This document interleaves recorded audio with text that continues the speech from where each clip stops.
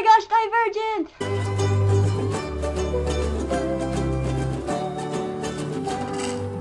Hey guys, it's me Ellen, so welcome to this week's video, and today I am reviewing the movie Divergent. So I went and saw Divergent with a friend on Saturday, and I was really excited to see it because a lot of my friends have already seen it, and I finished the book series a couple weeks ago. Allegiance messed me up. That book was sad. But overall, it was a pretty good movie. I remember when I first saw the cast list, I was really excited that Shailene Woodley plays Tris because I know her from finding out that she's in The Fault in Our Stars, which is kind of weird because I knew she was in that first, but I saw this first, but whatever. She looks a lot like my headcanon Tris. As for Theo James, he looks too old to play 4 to me, and my headcanon 4 was sort of a really buff Merlin, and I don't watch Merlin, so I don't know where that image came from. But yeah, it was a really good movie, and I think the thing that impressed me most was how well they portrayed the factions. Like, they had the costumes down, and everybody in the factions really portrayed the characters and just the energy that each faction gives off. I really loved how well the universe was portrayed, just the dystopian Chicago. You could see it very well, and that's another thing that's interesting to consider that I never really thought about when I read the books, is that even though the factions only hang out with each other, they do congregate in the same areas. Like, they walk on the same streets and they go to the same buildings.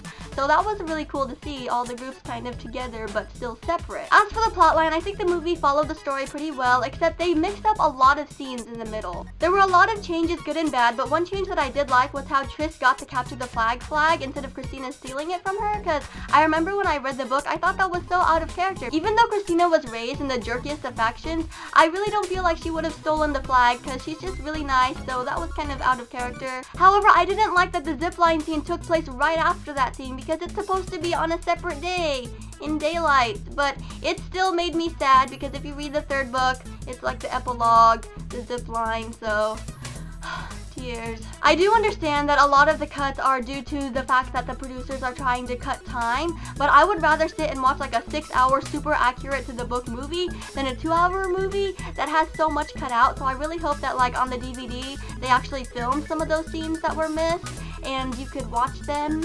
Deleted scenes, that would be nice. Another major change I didn't like was Tobias and his fear landscape, because his fear landscape was changed so much and he was acting so geared towards teaching Tris how to be dauntless and not divergent in the fear landscape that it wasn't like he was even scared in his own fear landscape. And they changed a lot. Like, they're supposed to be on a building and they jump off for his fear of heights. Instead, they were on a railing and then they had to go to a building. And then his claustrophobia, there were like all the little pieces of metal on the ground and Tris had to stop it. And then his fear of shooting someone isn't supposed to be his fear of shooting someone that's Tris, because they show the random girl turning into Tris. And I'm like, no, he's just afraid of having to shoot someone innocent and his capacity to kill.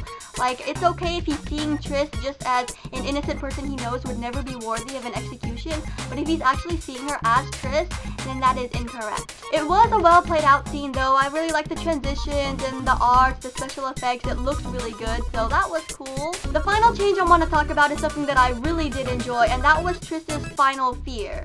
I'm pretty sure everyone who read the book was freaking out in the theater. I know I was, because when you read the book, you find out that her final fear is having to kill her family. And I was watching that and like, how could she wake up? How would they miss out on her final, biggest, worst fear? But then Janine comes up to her and she's like, congratulations, you're dauntless. Here, shoot your family as your final test, because this isn't actually your final test. And that was just like plot twist, and that was a really great director's choice.